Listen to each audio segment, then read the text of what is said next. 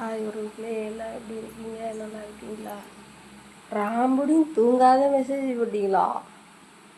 அப்படியாப்பட்ட லவ் அவங்க லவ் வெக்கமா இல்லை உங்களுக்குலாம்?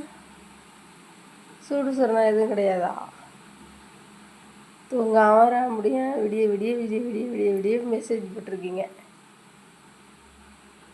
பகலில் பண்ணாலும் கண்டுபிடிச்சிடுறீங்க, நைட்டில் பண்ணாலும் கண்டுபிடிச்சிடுறேன். இந்த மாதிரி பாதி நேரத்தில் பண்ணால் யாரும் கண்டுபிடிக்க மாட்டாங்கன்னு